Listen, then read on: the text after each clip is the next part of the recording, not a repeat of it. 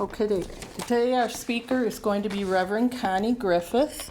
She is a resident of Lilydale and has been a registered medium for the last 30 years. Her education includes a degree in industrial engineering and a master's degree in business administration. She worked for 20 years as a healthcare executive and for 11 years as a project manager doing construction projects for an international real estate company. Connie is a graduate of the School of Spiritual Healing and Prophecy and ordained by Fellowships of the Spirit.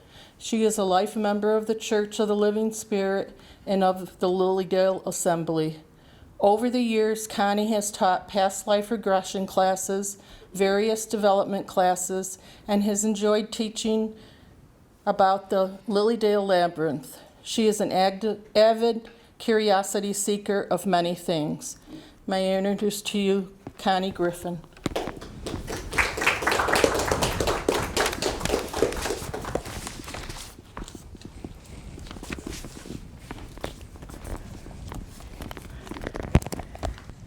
Good evening, everyone.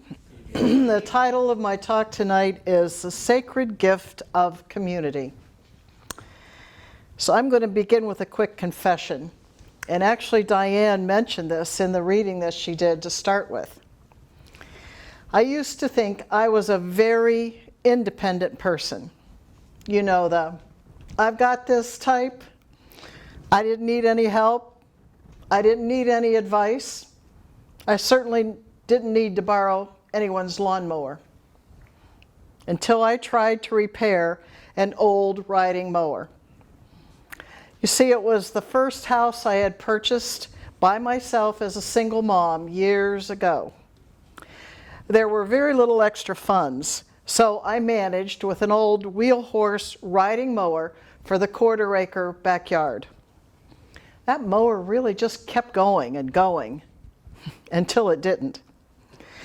Right in the middle of an overdue mowing task, the thunk I heard was the mower deck with blades running, hitting the ground. I managed to roll it into the driveway onto an old blanket and crawled under as best I could to see if I could figure out what to do. That's when my new neighbor, because I had just moved in there, so I didn't know everybody. I'm going to call him Mr. Joe. Mr. Joe looked like he was forged from solid oak and kindness. He came over with his, "Miss, it looks like you've got a problem." In a matter of minutes, he determined that the pin had sheared off that holds the mower deck in place. Then he somehow propped up the blade and puttered it over to his garage. And his garage was complete with all kinds of mechanics tools, including welding outfits. He said he'd be back shortly. He repaired the mower, and then he finished mowing my lawn. And that's when it hit me. Community isn't just being helpful. It's actually holy. Community is how we're designed. From the very beginning in Genesis, God looked at Adam and said, "It is not good for man to be alone." And notice, this was before that apple of sin was introduced. So even in paradise, isolation wasn't part of the plan. We are wired for connection. God did not create us Lone Rangers. And even the Lone Ranger had Tonto. Community is messy, but beautiful. And let's be honest, community is not always easy. One time, I brought a casserole to a picnic potluck. I labeled it gluten-free, dairy-free, nut-free. And someone added, and flavor-free.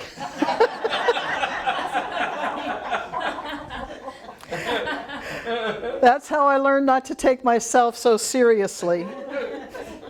And that's also when I learned to start using herbs and seasonings. Yes, community means Personalities will clash. Someone will nudge themselves into your business. Someone will talk too much. Someone will bring store-bought potato salad and pass it off as homemade. But in the midst of all this awkwardness and imperfection, there's also beauty. Because it's in those honest, messy moments that grace shows up. As Proverbs 27:17 says, as iron sharpens iron, so one person sharpens another. It's not always comfortable, but it is transformational. Community shows us God's love in action. Let me tell you about my Aunt Mary.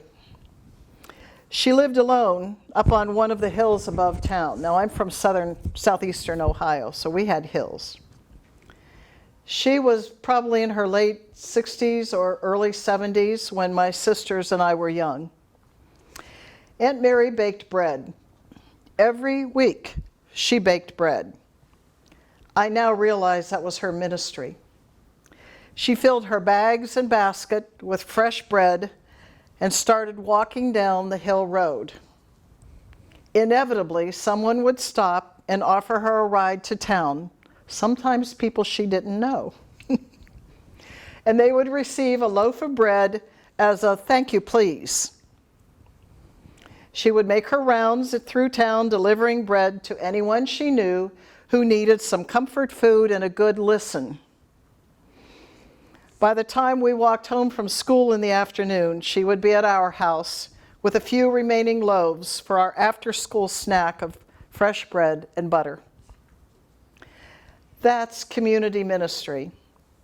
When you choose to notice others, when you choose to see someone's tears, or bring them soup, or just sit with them in silence, or deliver bread. Community is where God does miracles. Today, I listened to a sermon on the Good Samaritan. Most everyone knows that parable, which is also called, Who's My Neighbor? In the biblical story, the Rabbi Jesus was being questioned by a student of the law who asked, what must I do in order to gain life everlasting? And like the good rabbi he was, Jesus answered with a question. Well, what do you read there? And the lawyer said, you must love the Lord your God with all your heart and all your soul and all your strength and all your mind, and love your neighbor as you love yourself.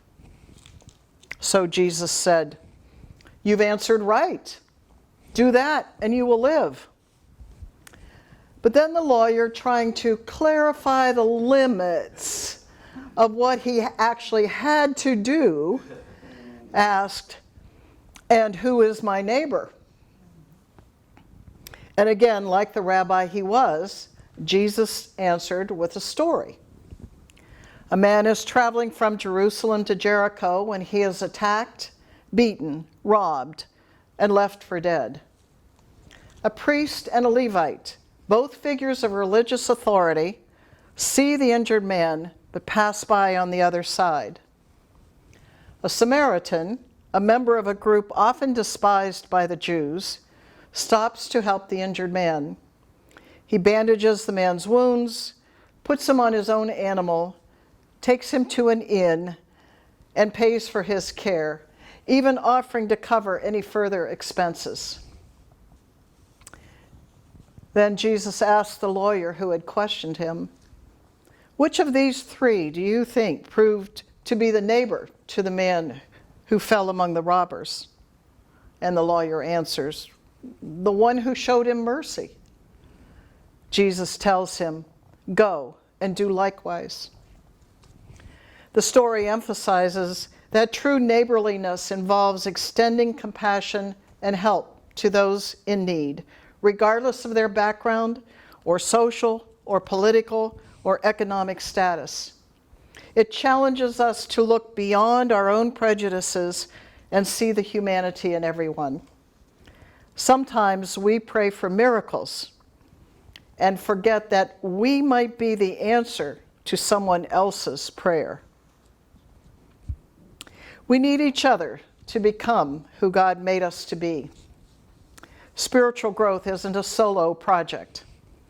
Yes, personal time with God is vital, but spiritual formation happens in relationships.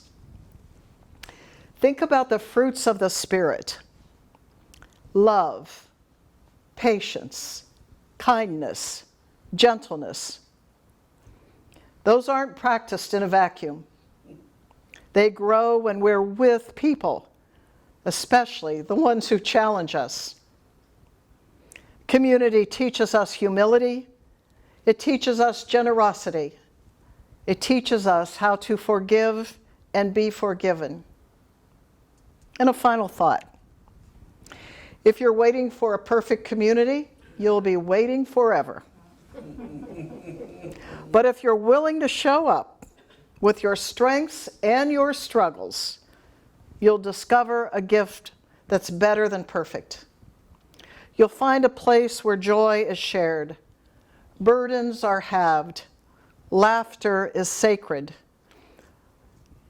You'll find someone who can repair your mower, and you'll find that fresh baked bread is ministry. Let's be that kind of community. Let's build each other up. Let's remind each other that none of us are alone, because in the family of God, there's always room for one more at the table. Thank you.